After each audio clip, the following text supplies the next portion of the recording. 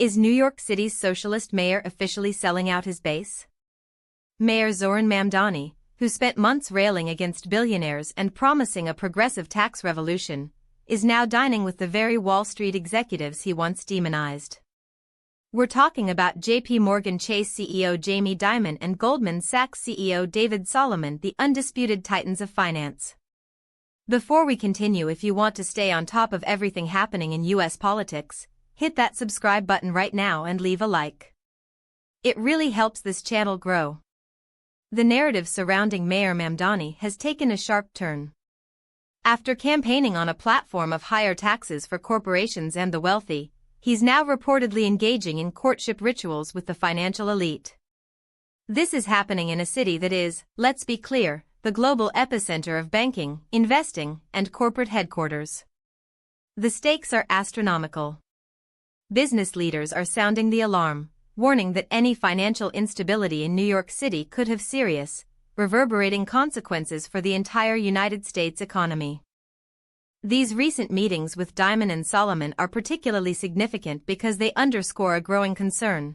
Could the mayor's push to tax the wealthy and businesses actually clash with the very financial sector that props up New York City's economy? Critics are calling it a contradiction at the heart of his economic agenda. It's the ultimate balancing act in the world's largest business and finance hub. And this isn't just about banking moguls. Mamdani has also reached out to Citadel founder Ken Griffin, a man he previously criticized for his Manhattan penthouse and immense personal wealth. Remember when Mamdani stood outside Griffin's multi-million-dollar property to promote higher taxes on luxury second homes? Well, now he's trying to make nice. The response from the business world has been telling. Citadel itself stated that Griffin welcomes thoughtful, serious conversations about the policies that can grow the city's economy and create more opportunity for all New Yorkers, while pointedly cautioning that reckless political theater serves no purpose. And in a particularly striking moment, Amazon founder Jeff Bezos publicly criticized Mamdani's rhetoric towards wealthy business leaders. Bezos accused politicians of using an age-old technique of picking a villain and pointing fingers, stating, "It isn't right to stand in front of Ken Griffin's house and act like he is some kind of villain." He went on to say that Griffin hasn't hurt anybody, he's not hurting New York, in fact quite the opposite. While Bezos acknowledged that debates over taxing top earners are legitimate, he took issue with what he described as the vilification of wealthy Americans. His argument? That overspending, not a lack of tax revenue, is the root of the nation's fiscal problems. This all highlights the incredibly difficult tightrope Mayor Mamdani is walking. On one hand, he has progressive activists demanding wealth redistribution. On the other, Wall Street and high-income taxpayers are the lifeblood of New York City's tax revenue. Experts are weighing in. Adam Lihoudi, an economic policy expert at the Manhattan Institute, told Fox News Digital that the Mamdani administration has realized so much of their agenda depends on having successful businesses and wealth creators in the city. He added, simply alienating them isn't going to solve any of New York's problems. Lihoudi makes a crucial point. The city needs strong tax revenue and a healthy private sector to fund progressive priorities like free childcare and subsidized housing. He warns that a tax-the-rich strategy could backfire, worsening economic challenges by discouraging investment.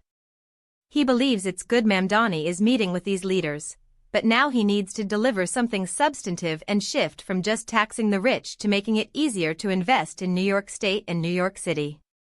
Nicole Huyer, a senior policy analyst at the Heritage Foundation, characterized the meetings as an effort to repair strained ties after the tax-the-rich rhetoric. She cautioned that policies perceived as hostile to corporations and the wealthy could accelerate corporate and capital flight, citing Ken Griffin's move to Florida as a prime example. She emphasized that Jamie Dimon and David Solomon lead two of the nation's most influential financial institutions and their decisions have enormous influence over the financial sector and labor market. If major firms or wealthy taxpayers leave, the impact on tax revenue, jobs, and the broader economy could be significant. Ultimately, Huyer suggests that pitching class warfare and then pivoting to court Wall Street executives risks appearing politically performative. So, what does this all mean for New York City, and potentially, for the rest of the country? Is Mayor Mamdani genuinely shifting his approach to a more pragmatic one, or is this a calculated political maneuver? Will these meetings lead to tangible policy changes, or are they just a temporary truce? The tension between progressive ideals and economic realities in a global financial hub is palpable. So what do you think about this? Is Mayor Mamdani making a smart strategic move, or is he betraying his progressive roots? Drop your opinion in the comments below. I read every single one. The fate of a major American city's economy, and perhaps a national political narrative, hangs in the balance. We'll be watching.